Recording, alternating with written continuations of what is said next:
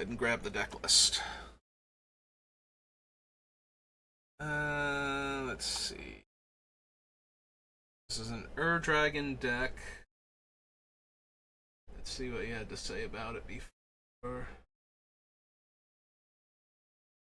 Crafted a Changeling Ur-Dragon deck. Would you give it thoughts on it? Okay. So, Reedray. Your entity. Great Spear. So, Reedray taps a creature, right? From Merfolk spells. Boy Changeling. Frog Skull Captain. Exemplar. Whenever you or a permanent you control becomes a target spell or ability an opponent controls, counter that spell or ability unless that controller pays 1. Okay. Reet. Chameleon Colossus. Prison Reef. Realmbreaker. Morophon. Or one or more pirates you control deal damage. Magda. Number of allies you control. Slivers tap for mana.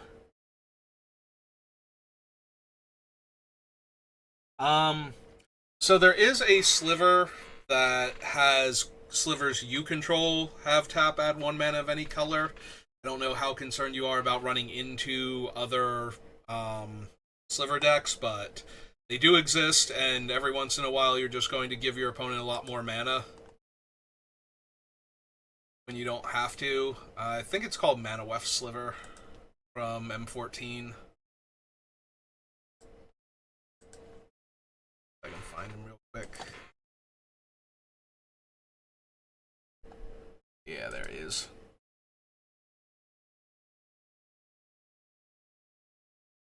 Yeah, as opposed to the Gemhide.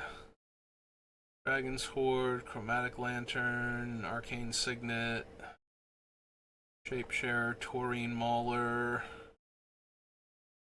Grave Sifter, Kraken, Dark's Bidding, Skeletal Changeling, Storm of Souls, Thwart the Grave, Old Wrath, Venomous Changeling, Spell Stutter, Reaper King, Peer Pressure, Harmonic Sliver, Terminate, Dragon Tempest, Crib Swap, Woodland, and Valiant.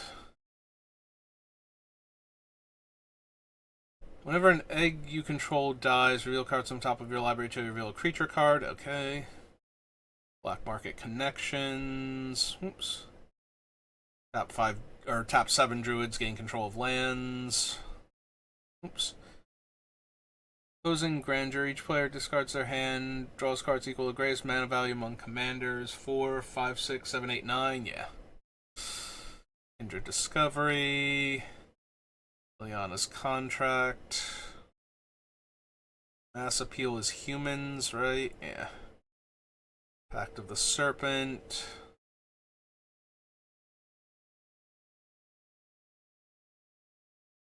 First Sliver. The Indomitable.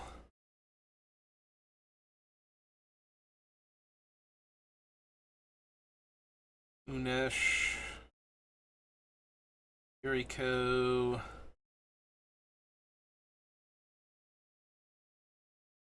Summons, Coveted Prize, Final Parting, and the Overlord, Aven Changeling.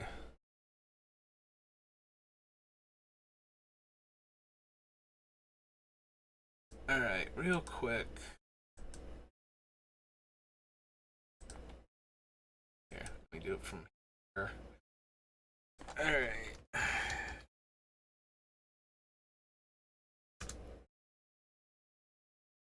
Have that one, Birthing Bows, Black Market Connections, Velasvel, Bloodline Pretender.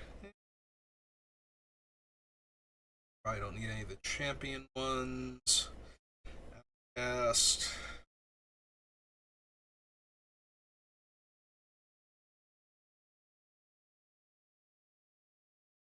increases the number of lands in your graveyard. Okay, that doesn't seem to be coming up much. 3/3 battlefield on your card. No. 3/3 probably not. Mass Vandal is fine, not amazing. Walker.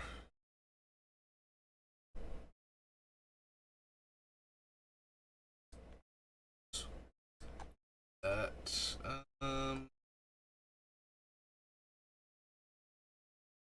Stuff. Rib Swap. Dragon Tempest. Exterminate.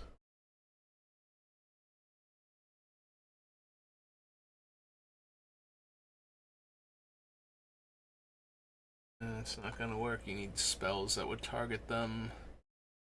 Not using any of those. That doesn't really help for Orvar.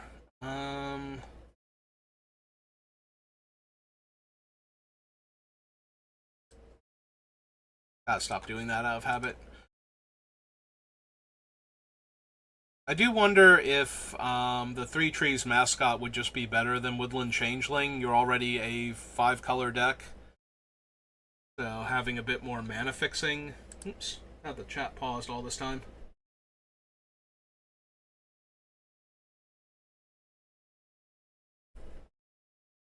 But yeah, I do wonder if you wouldn't be better off replacing one of the cheaper changelings with 3 trees, just so that way it fixes your mana more consistently. And would the Death Toucher be better than any of them? I will remember eventually, I promise. Twiring Mauler's just better most of the time. Valiant Changeling makes another body, right? Oh no, this is the one that only costs 2 mana. Never mind. Again, the other one.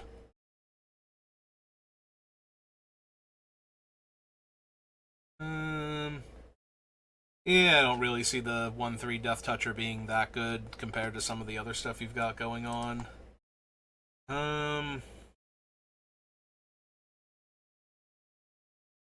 Alright, so let's see. You don't actually have a ton of stuff that targets your own things. I do wonder if you wouldn't want Scion of Una then for this deck.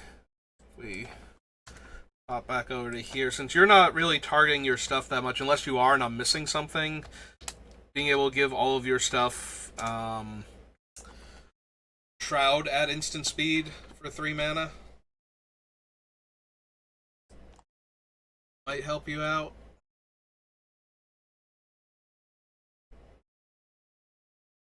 I'm not seeing a whole lot where you would be targeting your own stuff, so there's that one. There's also, to a lesser extent, the hexproof one. Oh god, what's his name? Master of the Unreal or something? Hang on. I'll figure his name out in a minute. Let's see. Text. Illusions. Nope. Illusion creatures you control. Where are you? Oh, he was Master of... Oh, there he is. Lord of the Unreal. That's his name. So... He doesn't have Flash, and he's a little bit more restrictive on the mana at double blue, but if you did need to target your own stuff, it'd be another way to protect all of your things.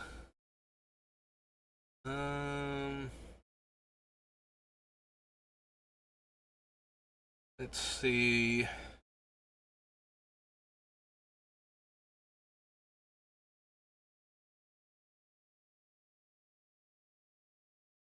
For ramp, you have Signet, you have Chrome Lantern, or Chromatic Lantern, Dragon's Horde.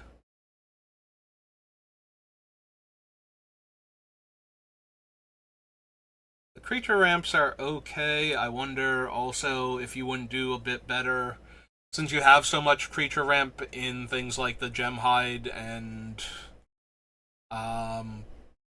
the Harabows Druid and the Magda, if maybe something like Malcolm that needs to connect, because it's one or more pirate creatures you control. So unless you can attack multiple people, you're only getting one treasure per turn.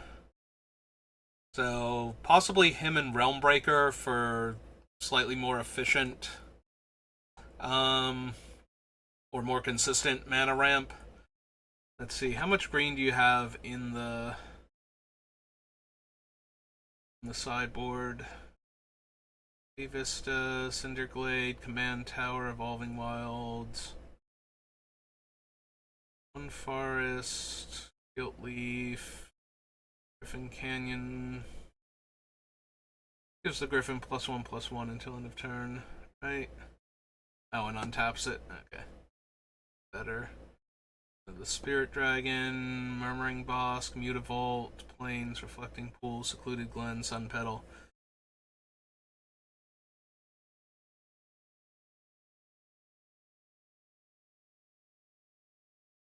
So you're not particularly overburdened with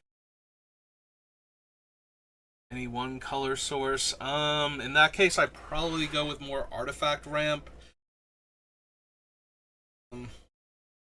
Oh, is there a particular reason you're not running Sol Ring? Is that just a personal preference, by the way?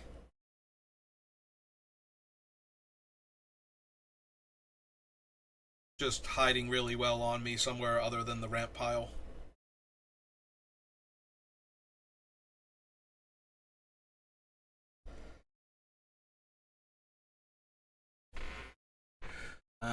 Aside from Sol Ring, which I would recommend just for the extra ramp to get a lot of your colorless things going, probably some combination of...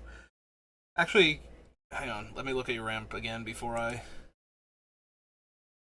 Because a lot of it's in the 2 to 3 mana range. Maybe a Felwar Stone to help ramp you, since you'll be able to use almost any color anyway, so it doesn't really matter what your opponents are playing.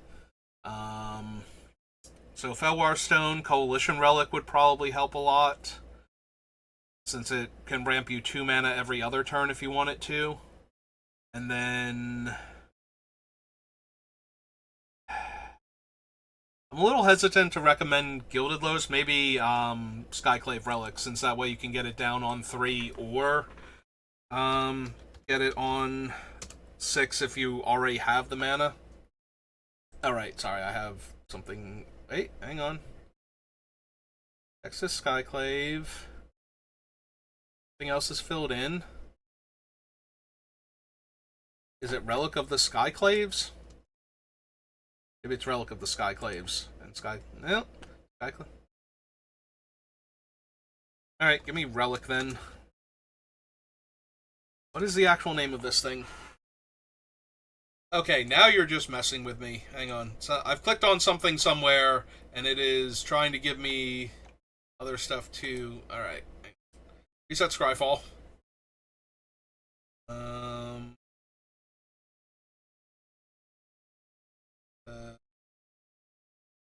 Oh, maybe I was typing in... That could have been it. That's probably what it was. There we go. Skyclave Relic, so... For 3 mana... So this would give you another ramping artifact, and then in the late game, it's actually 3 ramping artifacts. So...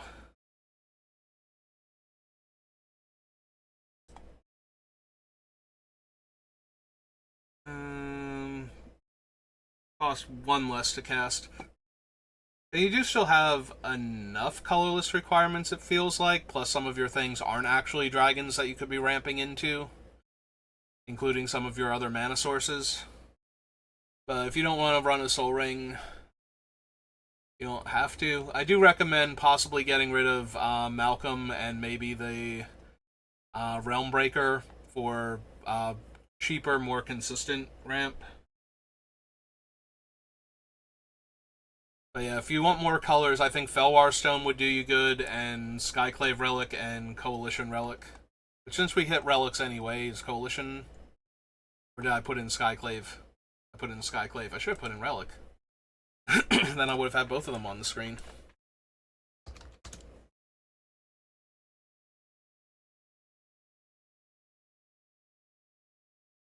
Let's see. Relic. Oh, it should have been up. There it is. Coalition Relic. So it always gives you 1 mana, and if you don't need it for a turn, it gives you 2 mana for fixing your colors. Ideally, what you do is you play it and you charge it, and then every turn, if you don't need the mana, you just use the charge counter and then keep recharging it each turn. And of course, Felwar Stone is from the dark, and taps for mana of any land an opponent control could produce. So that should give you more early ramp and more fixing, and a little more consistently too. Like, you don't need to have a creature hit the battlefield and have your other things connect in order for you to get more mana. Because if you're already missing mana, then trying to get something onto the battlefield that can comfortably attack into your opponents might start to become an issue. So if some of your early ramp doesn't need that, then that might help a little bit. And those are the two that I would most likely take out for that, since your other ones are either in the same vein, very good at ramping when they're doing the thing, or don't necessarily need attacks in order to trigger. So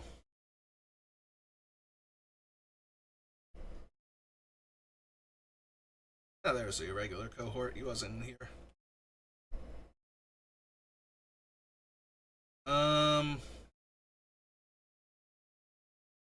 You want to consider oh god, it's something Lityara. The thing where you name a creature type and it makes copies of it. I'm gonna have to remember how to spell Lityara now. It would help if there was at least 1 T in it. Okay, are there 2 T's in it? I cannot remember the actual name of it. Is it Mass? Like, Masswood Nexus? No. Unless I'm doing that thing again where I've text somewhere else. Yeah. Not Mass. Mask. Find the mask. Masked. Alright. Spider-Man card. Oh god, what is the name of it then? I can picture it's like the mask floating down the river from Kaldheim. Okay, we'll do it the easy way then. Color is blue. Commander color is blue. Set is Kaldheim.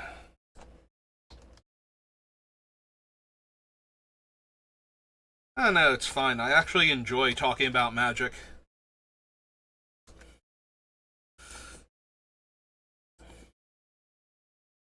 Alright, where is the card I am thinking of? Whole bunch of masks floating in the water. There, Reflections of Lityara. There we go. Enters the battlefield, you choose a creature type. Whenever you cast a spell of the chosen type, you copy that spell. So, as long as you chose whichever one you most need at the time, all your changelings would also copy it. Would also become copies when you cast them. You get an extra token copy each time.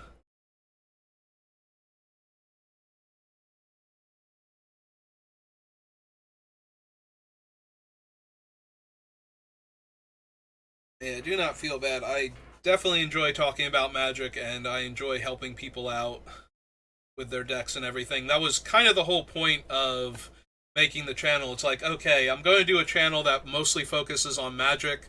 So playing Magic is going to be a lot of drafting and maybe some other stuff. But what else do I do that actually stands out from a lot of people? And I thought, well, I do a lot of in-depth deck building as opposed to just showing completed decks. And I do that for myself anyway to figure out like what I would like the deck to look like before I start building it, so I don't have to pull out a whole bunch of things and then put them back later. So I just started doing that as a thing, like just streaming my deck building process.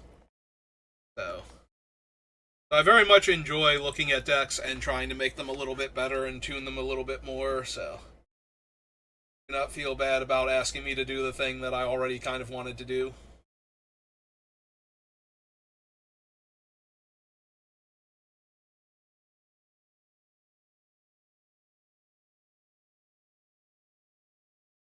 Yeah, I hope that helps you a little bit with the deck. Not sure there's anything else off the top of my head. Westwood Nexus. Might have actually missed a few of the cards down here. I remember seeing Arcane Adaption. Do you actually need Arcane Adaption? Most of your guys are changelings. It does make the other ones dragons, so that way they're discounted by the Ur-Dragon and hit a lot of the other triggers, but aside from the Ur-Dragon himself, I don't even know that most of your guys necessarily need to be any given creature type. I guess it would protect the lords from targeted removal and interaction.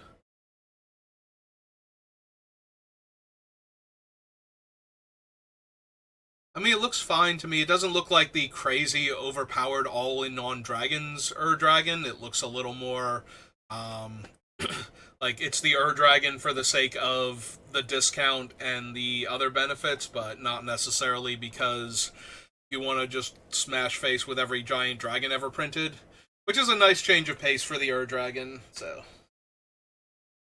Oh, the Ur-Dragon is definitely going to make you a hard target a lot of the time, just because it's the Ur-Dragon, until people realize what the deck is, and then it'll depend on how well your playgroup handles the deck. Will determine whether or not it's actually scary to them, but yeah, you should expect to have a lot of people look at the Ur-Dragon and go, oh no, no. Because a lot of Ur-Dragon decks are very focused on dragons specifically, and do a very good job of putting, 100 damage on the table very quickly, so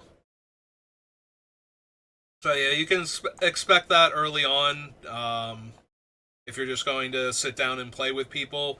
If you play with groups that usually discuss decks beforehand, I'm pretty sure a lot of them are going to be, at first, relieved that it's just kind of a more fun deck based around creature types than an actual full-on Ur-Dragon deck, unless you get some really cool stuff going, which you do have the ability to do with some of these cards here, so. But yeah, I think it looks fine overall. I make a few changes just to help you out a little bit, but run with those, see how those work, and if they work out for you, then you can either decide if you want to fine-tune the deck some more, figure out what is and is not working in your playgroup, and what cards, then start looking for other better cards once you know what you don't want to use anymore. But right now, it seems fine.